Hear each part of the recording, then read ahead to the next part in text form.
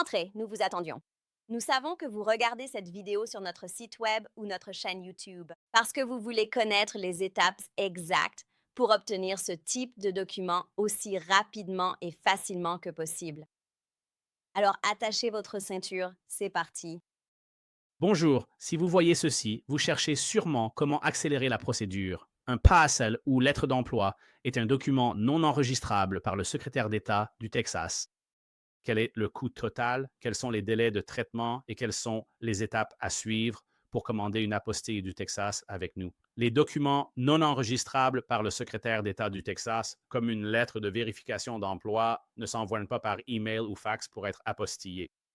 Une exception sera abordée sous peu. Vous devez nous envoyer ou déposer la lettre de vérification d'emploi originale signée à l'encre, pas de photocopie, à notre bureau d'Austin, Texas. Deuxièmement, tout document non enregistrable doit être notarié à l'encre par un notaire du Texas. Vous ne pouvez pas utiliser un notaire d'un autre État ou d'un autre pays. Vous ne pouvez utiliser qu'un notaire du Texas. Ensuite, vous, un avocat ou un notaire du Texas, devez inclure ou joindre à votre document non enregistrable soit ce texte de jurat du Texas, soit le texte d'attestation comme montré ici. Donc, dans toute lettre de vérification d'emploi, peu importe qui l'a rédigé, vous devez soit insérer le texte du jurat du notaire du Texas, qui est celui-ci juste ici. Vous pouvez cliquer ici pour le télécharger en PDF, puis l'imprimer et l'attacher à votre document. Ou, c'est-à-dire l'un ou l'autre. Vous ne pouvez pas faire les deux. Ne mettez pas les deux sur votre document. Vous n'en mettez qu'un seul. Donc, si un notaire s'en occupe, il ne peut en mettre qu'un seul. Si un avocat crée ce document ou un employeur, un service des ressources humaines, ils ne peuvent en faire qu'un seul. D'où le ou. Choisissez-en simplement un. Si vous souhaitez utiliser ce texte d'attestation notariale, il vous suffit de le télécharger en cliquant ici, puis imprimez-le et l'attacher à votre lettre. Vous pouvez aussi utiliser le service de notariat électronique du Texas ou notaire en ligne ou virtuel pour faire notarier vos documents par visioconférence, si vous ne résidez pas actuellement au Texas ou aux États-Unis. Dans ce cas, vous pouvez utiliser notre page de contact pour télécharger et nous envoyer vos documents signés et notariés électroniquement. Et plus besoin d'envoi postal ni de déplacement. Contactez-nous depuis cette page de 3 façons différentes. Vous pouvez donc cliquer ici ou vous pouvez cliquer juste là. Ou vous pouvez cliquer sur Recréer. Et puis, assurez-vous que lorsque vous faites une lettre d'emploi, veillez à bien vous assurer que l'employeur signe la lettre et que le notaire assiste à la signature de l'employeur. Nous recevons des lettres d'emploi où le notaire commet parfois des erreurs et inscrit simplement votre nom, juste ici. Voyez, il est écrit devant moi, déclare le notaire. Il est écrit devant moi, nom du notaire. C'est présenté personnellement. Le signataire du document est l'employeur, car c'est une lettre d'emploi. Donc, en tant qu'employé, vous ne pouvez pas la signer. C'est un employeur, votre patron, le PDG d'une entreprise, un service RH, peu importe qui signe. Devant le notaire imprime son nom juste ici, pas votre nom, qui figure sur votre document. Cela sera automatiquement rejeté par l'État s'ils font cela. Et encore une fois, juste ici, imprimer le nom du signataire du document. C'est ici que la personne qui signe la lettre d'emploi doit inscrire son nom, pas le vôtre ni celui du notaire. Le notaire va aussi se tromper à ce niveau-là. Malgré nos instructions d'imprimer le nom du signataire, le notaire mettra le sien et le document sera refusé et sa réfection sera payante. Alors, vérifiez bien ici sous la mention par. Juste ici, c'est présenté en personne, désigne le signataire, c'est-à-dire l'employeur. Le propriétaire, les RH ou votre supérieur, peu importe, ce n'est pas votre nom qui doit être inscrit ici, ni celui du notaire. Sur notre page de commande d'apostille du Texas, via le bouton en bas de page, remplissez le formulaire en ligne. Imprimez-le, puis déposez-le ou envoyez-le nous par courrier avec un bordereau de retour prépayé. Ainsi, nous pourrons vous renvoyer vos documents ou les expédier à la personne de votre choix à l'international. Notez que le notariat électronique ne nécessite aucun envoi physique ni dépôt. Ensuite, il vous suffit d'aller sur notre page de contact que je vous ai déjà montré comment trouver. Veuillez téléverser 3 éléments, le document de notarisation électronique ainsi qu'un PDF de votre étiquette de retour prépayé FedEx ou UPS. Enfin, téléversez notre bon de commande en PDF. Sur notre page de commande, au lieu d'imprimer, ouvrez la fonction d'impression de votre ordinateur et choisissez l'option Enregistrer au format PDF. Sauvegardez le bon de commande en PDF, puis envoyez-le via notre formulaire de contact. Ainsi, vous n'avez rien à envoyer par la poste. Pas besoin de bouger. Restez chez vous en pyjama. C'est tout ce qu'il y a à faire. C'est vraiment très simple. Ensuite, l'étape 2 concerne les instructions d'expédition. Je vais vous expliquer comment vous allez nous envoyer les documents et comment nous allons vous les renvoyer. Donc, l'expédition aller-retour, comment créer les étiquettes d'expédition et ce que vous devez faire. Selon que vous obtenez des documents au niveau de l'État fédéral ou de l'ambassade, si vous allez dans un pays non signataire de la Convention de La Haye, vous devez suivre un processus de légalisation ou d'attestation. Pour un document d'État, comme un acte de naissance pour le Vietnam ou la Thaïlande, il faudra le faire authentifier d'abord au Texas, puis au niveau fédéral au département d'État et enfin à l'ambassade de ce pays. Et c'est la troisième étape. Je vais donc vous expliquer tout cela, notamment comment vous devez procéder pour l'envoi. Pour nous faire parvenir vos documents, il existe deux façons. La première, la plus simple et recommandée pour la quasi-totalité des gens, est l'envoi en livraison express ou d'envoyer vos documents à notre adresse d'Austin, sur notre formulaire de commande et nos instructions d'expédition. Ou, si vous habitez dans la région d'Austin, vous pouvez nous déposer vos documents. Encore une fois, cela ne concerne pas la procédure que nous expliquons à l'étape 3. Cela ne concerne pas la procédure, soit par courrier ou en main propre. Ce n'est pas sans rendez-vous. On ne repart pas directement avec l'apostille. Les apostilles proviennent du secrétaire d'État du Texas, du département d'État américain ou des consulats. Nous gérons toutes les légalisations via notre bureau et les ambassades à Washington, D.C. C'est là que se trouvent 99% de toutes les ambassades étrangères du monde. Je vais donc vous expliquer ce que vous devez faire. Donc, si vous comptez nous envoyer vos documents par courrier, s'il vous plaît, n'utilisez pas la poste. N'utilisez pas la poste des États-Unis. Ils perdent constamment des documents. Ils perdent des milliards de dollars par an pour une raison. Ils sont incompétents. C'est pas fiable. Évitez-les. N'envoyez pas vos documents par la poste et n'exigez pas de retour par courrier car le suivi est souvent catastrophique. Nous recommandons d'utiliser uniquement FedEx. Si vous préférez FedEx ou UPS, ou si vous êtes en Europe, en Amérique du Sud ou centrale, je sais que DHL y est très répandu. Mais encore une fois, le plus fiable, celui que nous recommandons, avec lequel nous expédions tous les jours des dizaines de milliers de documents pour des clients sur 6 continents, sauf l'Antarctique, c'est FedEx. Ils sont de loin les plus fiables. Si vous ne voulez pas que vos documents soient endommagés ou perdus, ils sont les plus fiables et ils sont aussi les moins chers si vous envoyez des documents aux États-Unis de loin. Je vais vous donner un exemple. Nous expédions à notre bureau de Washington, D.C., depuis Austin, au Texas. C'est en plein centre du Texas, aussi loin que possible à travers le pays, jusqu'à l'océan Atlantique à Washington, D.C. Cela nous coûte 10 dollars et 95 cents pour envoyer des documents en 2 jours par FedEx à notre bureau de D.C. Bureau. Si nous utilisons UPS pour le même délai, c'est plus de 40 dollars. Si nous utilisons la poste, c'est plus de 20 dollars, environ 23 dollars, donc plus du double. Donc, si vous envoyez des documents, FedEx est bien moins cher qu'UPS et la poste d'ailleurs. Si vous le faites rapidement, en une nuit ou 2 jours, la plupart des gens ne réalisent pas que c'est seulement si vous utilisez l'option FedEx One. Et notre vidéo sur nos pages d'expédition va expliquer cela. Je vais vous expliquer cela. Voici donc les liens sur lesquels vous allez cliquer. Ce sera donc une longue vidéo, encore une vidéo de 15 à 20 minutes. Elle va vous guider à travers quelque chose que FedEx ou UPS ne font pas sur leur site web. Nous avons des captures d'écran, une vidéo qui parcourt les captures d'écran pour vous montrer comment créer une étiquette de retour prépayée sur FedEx.com ou UPS.com depuis n'importe où dans le monde. Donc, peu importe où vous vivez dans le monde. Vous pouvez créer en ligne une étiquette d'expédition prépayée et ensuite l'imprimer et nous l'envoyer par courrier. Ou vous pouvez télécharger et nous envoyer simplement le PDF par email. Nous n'acceptons pas les étiquettes sous format Word, GIF, JPEG ou autre. Vous avez besoin du PDF original que UPS et FedEx vous donneront lorsque vous le créez. Cliquez sur ces liens. Ils vous guideront par vidéo et capture d'écran pour apprendre à le faire n'importe où. Si vous expédiez à l'international, vous devez remplir ce qu'on appelle une facture ou des documents de douane. Voici le reçu que vous devez remplir. Cliquez sur ceux-ci pour FedEx et pour UPS. Un modèle est déjà pré-rempli, il suffit de le compléter. Signer, dater et ajouter les infos nécessaires et tout est déjà prêt pour vous.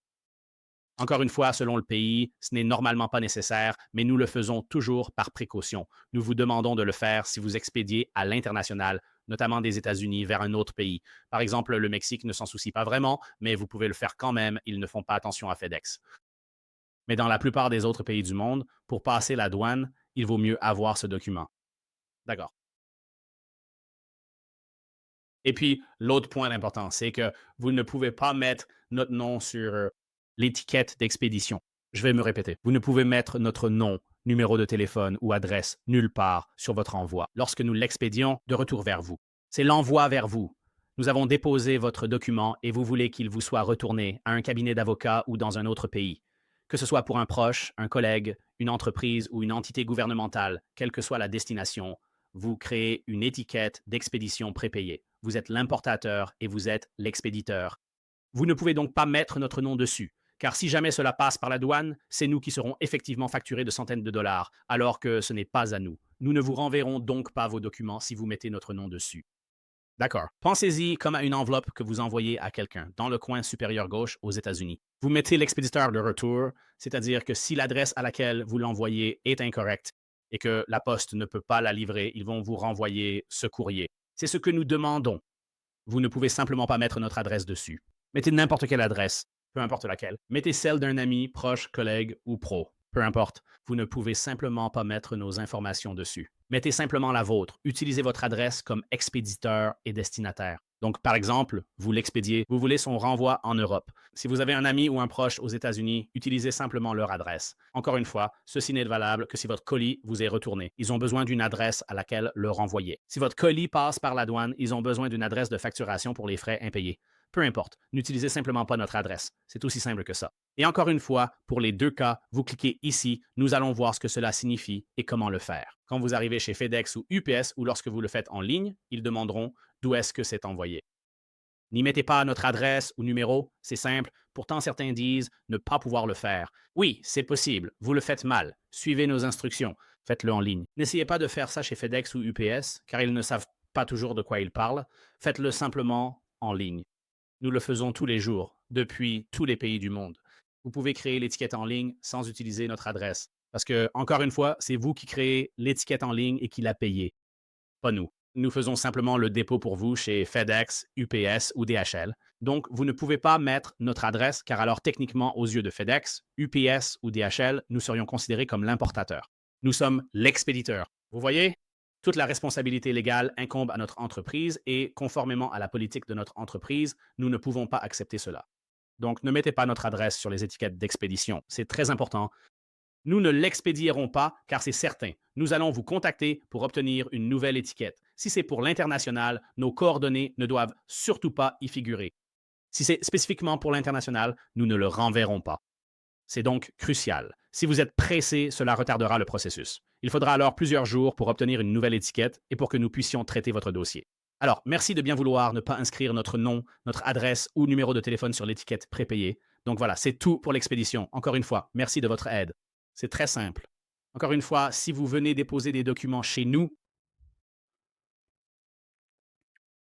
vous pouvez les déposer en personne ou nous fournir une étiquette prépayée pour le retour. Si vous choisissez le dépôt physique mais souhaitez un renvoi par courrier, c'est tout à fait possible. Beaucoup de gens font cela aussi. Donc, vous allez en ligne, vous créez votre étiquette d'expédition. Et lorsque vous vous rendez dans nos superbes locaux, vous déposez vos documents. Puis, le jour même ou peu après, comme vu à l'étape 3, quel est le délai de délivrance du secrétaire d'État? Soit auprès du gouvernement fédéral ou bien de l'ambassade. Ensuite, nous vous les renverrons très rapidement. Voilà, merci beaucoup. Ceci est l'étape 3. Je vais passer en revue les tarifs actuels que nous proposons et si vous comptez nous déposer des documents, ainsi que nos délais de traitement qui sont à jour au 30 novembre 2025. Donc, si vous allez nous déposer des documents, ce que vous devrez faire, c'est imprimer notre formulaire de commande que vous remplissez en ligne sur lequel vous allez cliquer juste ici en bas.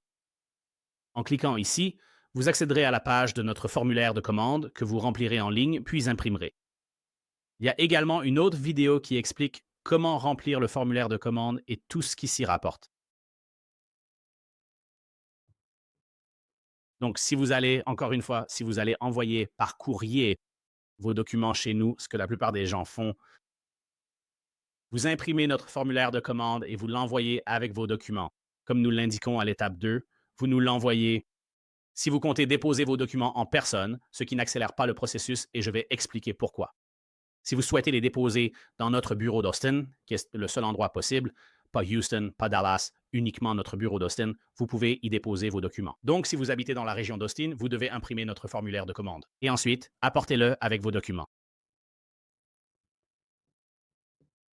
Je vais maintenant vous expliquer nos horaires limites.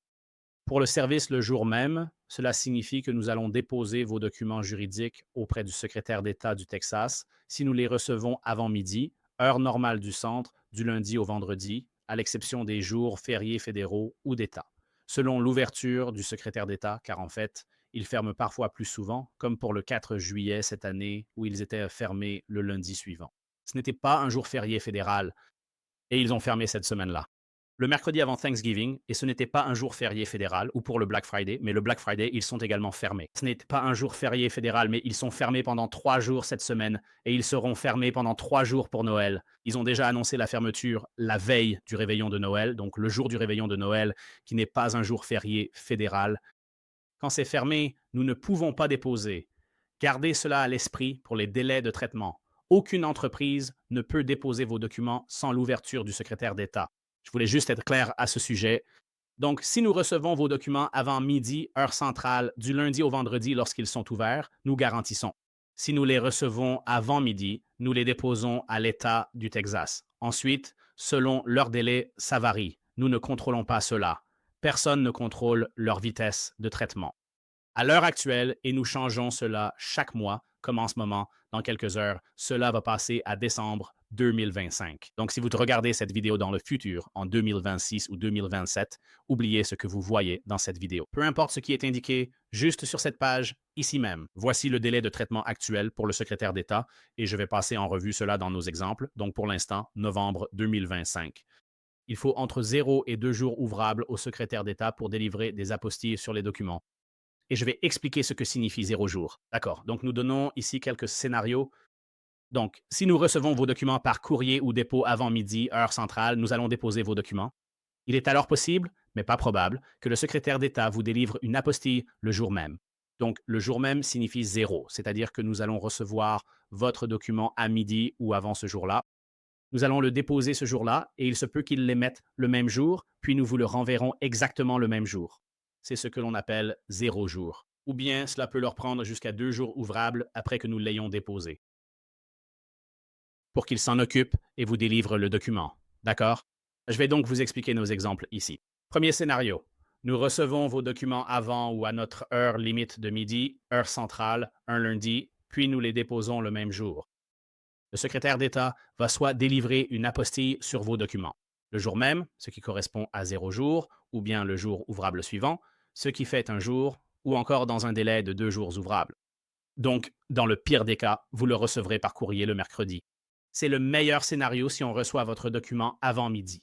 Deuxième exemple, si on le reçoit après-midi, heure centrale, si vous l'envoyez par UPS, FedEx ou DHL vers 14 ou 15 heures, ou si vous le déposez à notre bureau entre 16 heures et 16h55, juste avant 17 heures. Si vous le déposez ce même lundi, nous ne pourrons le déposer que le lendemain matin.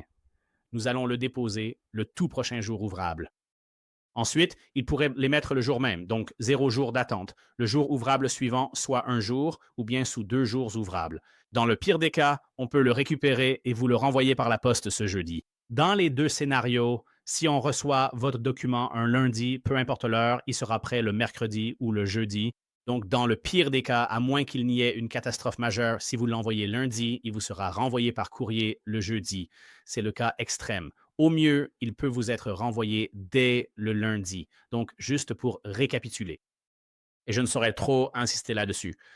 Si vous vous rendez dans notre bureau principal à Austin pour déposer vos documents au lieu de les envoyer par courrier, cela n'accélère pas le processus. Peu importe si nous les recevons par dépôt ou par courrier avant midi ou après. Le délai de traitement sera le même. Beaucoup trop de gens ne lisent pas notre site web. Ils viennent sans prévenir, espérant tout finir de suite. Mais c'est impossible car le secrétaire d'État décide.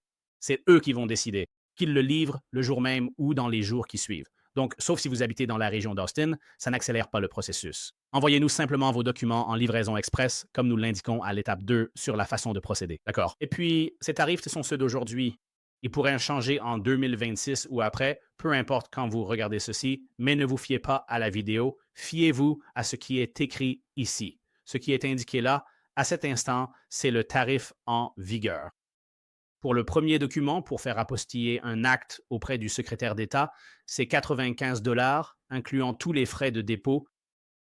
Donc, vous ne nous envoyez pas de chèque, de mandat ou de chèque de banque. Vous ne nous payez pas les frais d'État et vous ne gérez pas la paperasse. Vous ne nous envoyez pas le formulaire de l'État. Nous avons nos propres formulaires et nous payons les frais de dépôt. Donc, c'est simplement 95 dollars. C'est tout. Pas de taxes. C'est 95 dollars net. C'est tout ce que vous payez. Et si vous avez plusieurs documents, c'est à tarif réduit. Et voici un petit tableau simple pour vous. Un document coûte 95, 2 à apostiller, et cela au même moment, c'est 170. 3, 245, et ainsi de suite. Ce sont les tarifs actuels fixes. C'est tout. Et chaque document en plus coûte 75 dollars. Et puis, quand vous êtes prêt à commander, il vous suffit de cliquer sur ce bouton. Cela vous dirigera directement vers notre formulaire d'apostille du Texas. Notez que cela concerne uniquement le Texas. Cela ne concerne pas les tarifs fédéraux, les tarifs d'entreprise, les documents commerciaux, ni même les frais d'ambassade. Ceci concerne spécifiquement uniquement le Texas. Le secrétaire d'État et les documents du Texas. Donc, les documents qui sont notariés par un notaire du Texas ou les documents émis par une entité texane, une ville, un État, un comté ou le gouvernement de l'État, comme un acte de naissance texan, un certificat de décès, une licence de mariage, un jugement de divorce, un casier judiciaire, des chèques, un permis de conduire, des procurations, ce genre de choses. Voilà, c'est l'étape 3. Merci.